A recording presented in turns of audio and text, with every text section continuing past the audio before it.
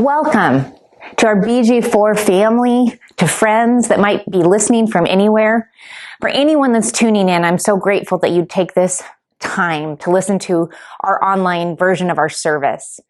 We're talking about healthy rhythms, and last week Rick talked about the healthy rhythm of grief, which is a tough topic, but so many gave him feedback about how important it was to think and talk about this underrepresented but important emotion of grief and how to deal with it. Well, I got the easier assignment. I got healthy rhythms of celebration. Sounds like fun, right? You ready to celebrate instead of grieve this morning? Well, what does a celebration mean anyway? I think sometimes it's a euphemism for alcoholic beverages. Sometimes it kind of represents a picture of awkwardly singing around candles. So what does the dictionary say? The dictionary says that celebrating means remembering in tangible ways, or marking one's pleasure at an important event or occasion. So you do something tangible to mark a remembrance, an anniversary, a birthday, something good in the history of your life or your family or the nation or whatever. And why should we celebrate? Well, because we have a tendency to forget the good and get overwhelmed by the bad. There's even a name for that from psychologists. It's called our negativity bias.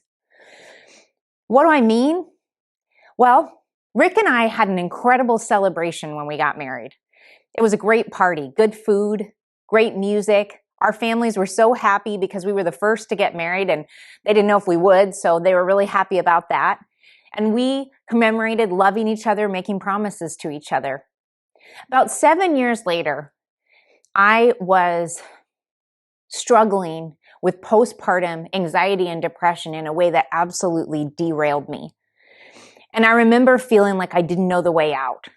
And in that dark time, I looked at Rick with tears in my eyes and said, maybe you're just tired of dealing with this, of dealing with me. Maybe I shouldn't hold you to this marriage. And Rick paused, and that pause felt so long. And he pointed at my ring and asked me to slip it off, which was a little scary, and to look at it. And he said, "What did I tell you that ring means?" He said, "Remember that I told you that ring means I love you forever and I will never stop loving you." And in that instance, my wedding ring took me back and connected me to the celebration of all that was good and a gift about Rick and I being together. Because I needed to not forget in the dark what I'd learned in the light. And symbols and celebrations remind us of the good and what God has already done in our lives. Maybe you're facing some unknowns. Maybe you are on the brink of a career change. Maybe you're facing some difficult things in your marriage, or you're trying to challenge some patterns in your extended family and you're getting all kinds of pushback. There's lots of times in life that we face the unknown and it can fill us with anxiety, or we wonder what's going to happen next. And it's in those moments I really believe that celebration becomes most important. What do you tell yourself? What's the stories that you tell yourself at those moments? Celebration is much more than a birthday cake or a beer. Celebration really is about redemptive remembrance. And we're going to unpack what redemptive remembrance means, starting by reading a story that you'll find in Joshua chapter 4. When all the people had crossed the Jordan, the Lord said to Joshua, "Now choose 12 men, one from each tribe, and tell them, take 12 stones from the very place where the priests are standing in the middle of the Jordan. Carry them out and pile them up at the place where you will camp tonight." So Joshua called together 12 men he had chosen, one from each of the tribes of Israel, and he said, "Go to the middle of the Jordan in front of the ark of the Lord your God. Each of you must pick up one stone and carry it on your shoulder, 12 stones in all, one for each of the 12 tribes of Israel. We will use these stones to build a memorial. In the future, your children will ask you, 'What do these stones mean?' And you can tell them, 'They remind us that the Jordan River stopped flowing when the Ark of the Lord's covenant went across. These stones will stand as a memorial among the people of Israel forever." Celebration cultivates redemptive remembrance. Did you know that negative information causes a surge in activity in a critical area of the brain? much more so than positive information. It lights up the neural circuits in your brain when there's something negative that you're perceiving. Why is that? It's because looking for threats is something that's hardwired into the human system so we can protect ourselves and we don't die. But the problem with this is we have a bias, even with the amount of real estate that our brain has dedicated towards negative rather than positive information. And if we're not intentional about incorporating thankfulness, gratefulness, and positive focus into our lives, our brains will act and decide and form attitudes based around mostly negative information that they gravitate towards. That's called a negativity bias by neuropsychologists. As believers, the intentionality about finding things to be grateful for can take the form of redemptive remembrance. Redemptive remembrance looks at things that were really difficult and notices where God was and how he brought us through. In Joshua 3, which comes right before the passage that I read, Joshua is faced with a crisis. He and Israel are on the west side of the Jordan River, and they need to cross. It's a big obstacle, and God calls them to cross. And they're facing a new crisis with a new group of people because everyone that came out of Egypt and was freed from slavery and went through the Red Sea, almost everyone's dead. And this is a new generation of folks facing their own moment that calls for faith. And in Joshua 4, they're looking back on that moment. There's kind of this geographical focus. Joshua 3 tells about what's about to happen, they're standing on the east bank looking across the Jordan. And Joshua chapter 4, they're standing on the west bank and looking back at the story in a sort of redemptive remembrance. They faced 3 challenges with God. One was crossing a boundary. Israel experienced a profound identity shift as they crossed the Jordan. On the east side of the Jordan, they were secure and unthreatened. They'd already fought battles and they didn't really have more people threatening them. Once they put feet into the Jordan River, they would become a threat to the highly fierce and armed people that were on the west side of the Jordan. On the east side of the Jordan, God provided manna every day because there really wasn't a means for them to raise their own food. So life was pretty good, but they were also a nomadic tribe, and God had promised them that they would become a nation with their own land. If they stayed on the east side, things could continue status quo. But when they put their feet into that Jordan River and crossed it, their identity would shift. They would become farmers, people that raised their own food. They would become fighters, people that had to face their own battles. So they were taking risks. They faced immediate threats, as I said, from these people that were armed to the teeth and ready to defend their territory on the west side of the Jordan River. They were stepping into a fight to possess what God had promised them. Life would be easier, but far less fruitful if they stayed on the east side of the river. Speaking of rivers, in spring of 2017, I was on the south side of the Columbia River in Oregon. I was driving my minivan from our house, which I loved a lot, to the kids' school, which I also liked, to pick up our kids. Our life was pretty secure. We were surrounded by great friends and family, and we were associate pastors, which in retrospect I realized was a really sweet gig where we got a lot of the fun stuff of pastoring, but the buck did not stop with us. But God had been stirring some kind of a call to the next season of ministry in our hearts. And it was on that specific drive on June 6th that the Lord said to me, I'm calling you to the next thing and it's coming faster than you think. I was both excited and nervous, which was the right response. And that same day we heard from our district supervisor about Battleground. We'd face obstacles as the Israelites were facing obstacles. For Israel, the Jordan was at flood stage. This was the most torrential size that it ever was because it was the time of rains in the spring. It's the deepest and the fastest flowing. Israel numbered tens of thousands of men, women, and children who needed to navigate this large obstacle. Would it have been possible for them to cross without a miracle? Yeah, there probably would have been a way for them to ford the river, but they probably would have lost some people along the way. You know what I love about that? Is this miracle is extravagant. Why did God choose to stop the river rather than just making them swim. I believe that God chose to stop the river because he was making a big point about the fact that he would lead them into this next season, that they weren't just on their own. The instructions were that the Ark of the Covenant that represented God would go out ahead of them, and the priests would be the first to put their feet in the water. Can you imagine being that guy that has to walk in and the water cut off and made space for everyone else to follow? Because God wanted his people to experience his leadership in the new season. He would go first, and they would learn what's true about God as they faced obstacles. Because celebration also remembers what's true about God. Several Near Eastern nations have legends of gods going out before people when they go into battle. That's a familiar motif. But what Israel was experiencing was totally unique in several ways.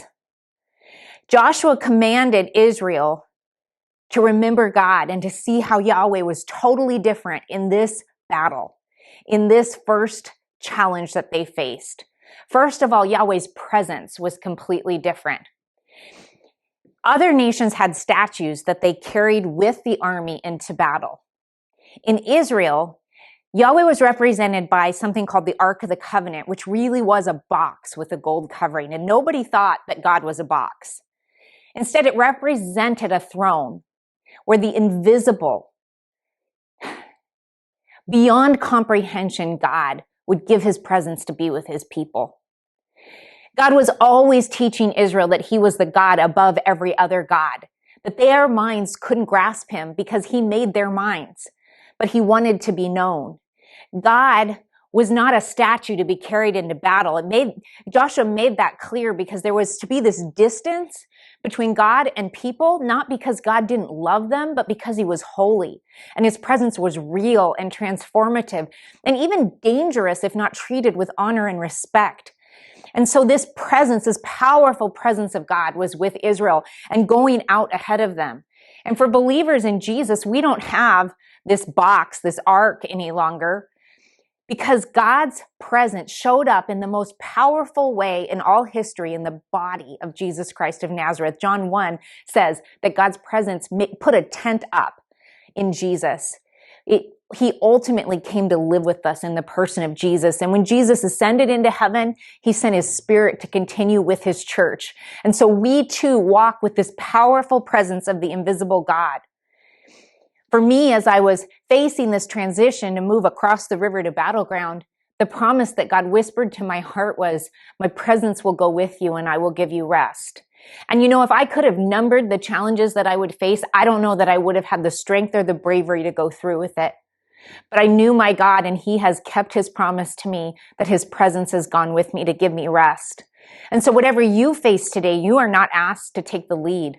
I'll say that again. You are not asked to take the lead. God goes before you, and he will not ask you to go anywhere that he has not gone first. I love that picture of God going first into the river, into the battle. Because there was a promise. There's presence and there's promise. The Israelites fixed their eyes on the ark. It was leading them, so everyone was looking at it. What did they see? Well, they saw the box and the gold covering, and they also knew that in that box, there were the 10 commandments, the tablets that God gave Moses, a jar of manna that they'd received from God miraculously, and the staff of Aaron that had budded to show that God had called Aaron's family to be priests. What's important about those three things? Well, the Israelites were focused on God's promises as represented in that ark. First of all, his word, that he had made a covenant with them. There were expectations, the 10 commandments, but he had also taken them as his people and promised them the land, and they were counting on his word, his promises. Secondly, his provision. The manna represented the way that God would meet all of their needs. And finally, this weird staff that had budded, even though it was a dead piece of wood. Why is that important? Well, it's important because it symbolized the fact that they always had someone advocating and praying for them, interceding for them before God. So they had promise, provision, and prayer. Now, as believers, again, we don't have this box with the manna and the staff and all of that. You know what we have? We have Jesus, who's the Word. He's the bread of life. And he's the one that always intercedes for us before the Father. So you may be wondering if you have what it takes to face the obstacles ahead of you. And what I want to tell you this morning is that Jesus is going before you. Fix your eyes on Jesus, the author and perfecter of your faith, just as those ancient Israelites fixed their eyes on the ark. Because in Jesus, all of God's promises are yes and amen, and you will have everything that you need. And finally, celebrate regularly in order to tell the story. Obstacles can become altars. Can you actually say that to yourself? Obstacles become altars? Even before they pass through the water, Joshua is planning how to remember a miracle that hasn't even happened yet. He's picked out 12 men that represent the 12 families, the little ones, the big ones. They're all to go and pick up these boulders from the bed of the Jordan River and to create a pile of stones, which is a very simple altar for worship and for gratefulness and remembering. The obstacles that could keep the old people and the children from being able to cross the bed of the river had become an altar. How beautiful is that? I'm wondering if there is a boulder in front of you that God wants to turn into an altar where you'll remember what he's done. In this same season I've been drawing on to tell you about this morning, a mentor of mine looked at me. I was so overwhelmed with anxiety and having to deal with stuff in my life that I really wanted to keep hidden. And she said, there's going to come a day when you are grateful for this season because of the healing that you've received. You know what made me angry when she first said that to me? It made me angry because this was not something I wanted. And just the idea that I would be thankful for it just kind of upset me. And gosh darn it, she was right. I am grateful for that season. I am grateful for what at that time was the biggest obstacle I've ever faced because God came through and brought me to a place of healing and maturity that I had not known before. My obstacle became an altar to remember what God had done. And everyone's included. I love the fact that every one of the 12 tribes, some of them were far bigger and more important than others. There were those that were called the half tribes, but everybody was included in picking up a boulder and putting it in this pile that became an altar. Why is that important? Well, this wasn't a miracle that was just for Joshua or just for the leaders or just for the important people. Joshua wanted everyone to look at this altar and say, I was part of that miracle.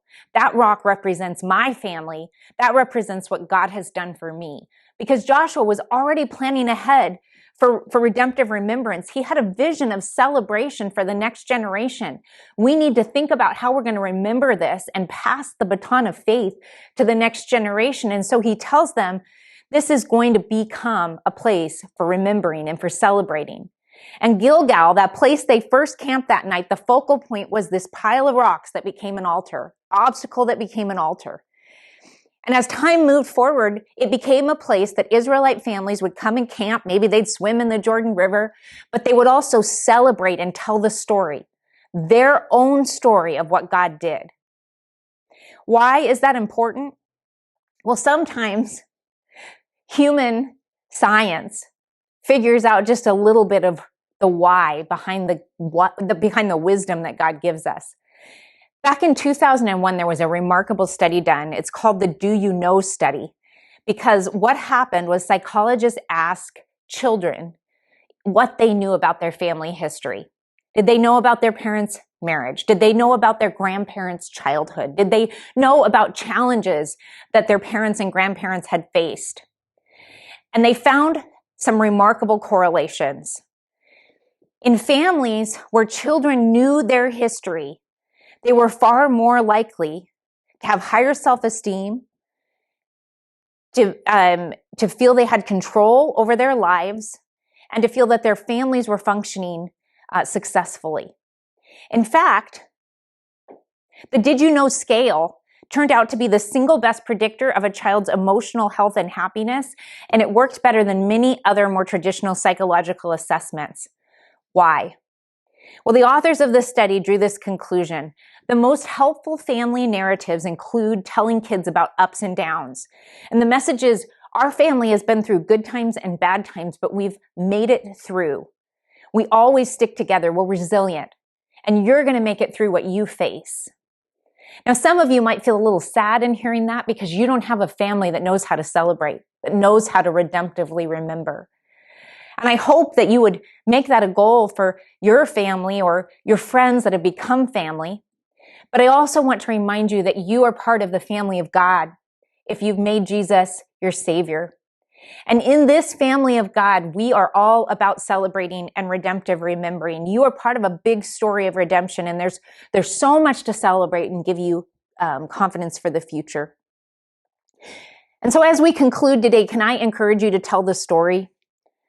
I want to ask, what are some practical ways that you can incorporate the rhythm of celebration, of redemptive remembrance into your life on a daily, weekly, and seasonal repetition?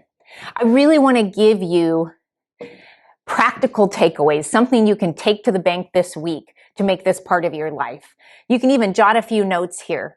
I've got a few ideas that have been powerful in my life. Daily celebration. Daily, I think the celebration involves remembering the most important things.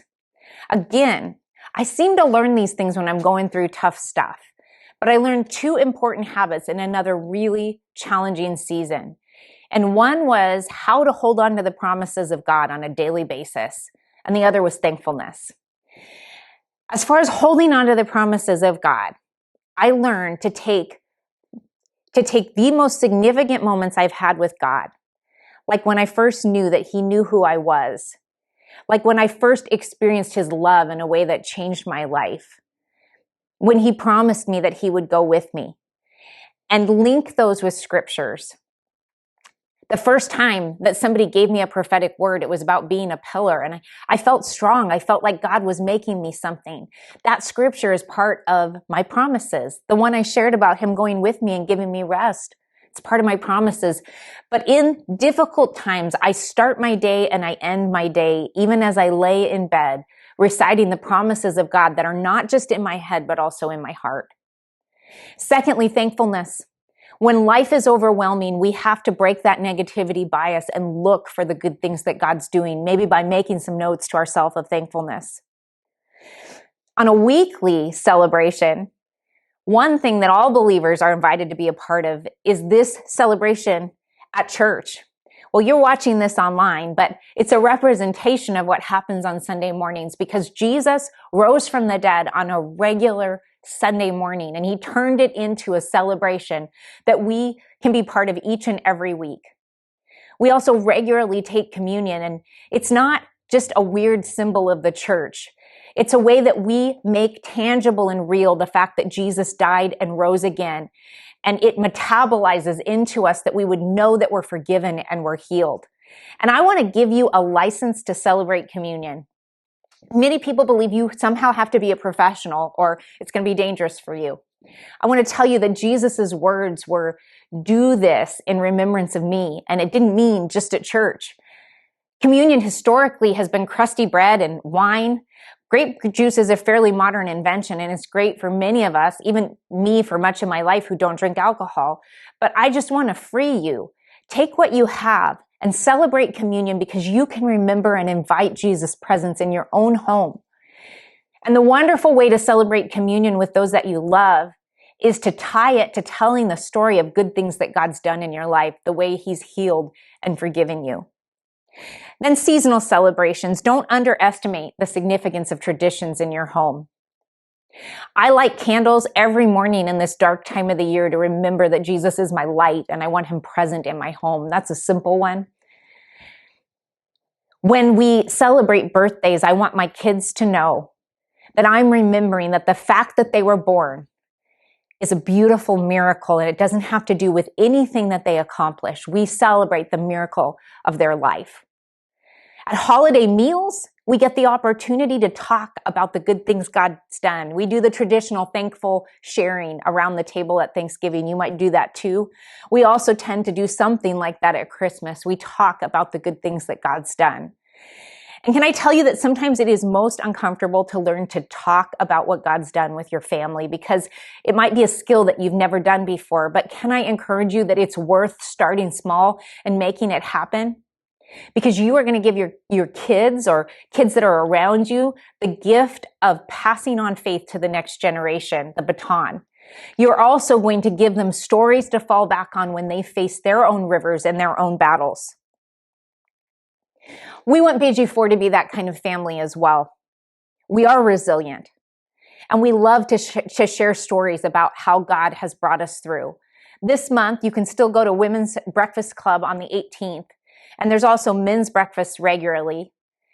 And at those gatherings, we almost always include a God story, someone telling the story of what God has brought them through, because we believe it is a powerful way to pass on faith.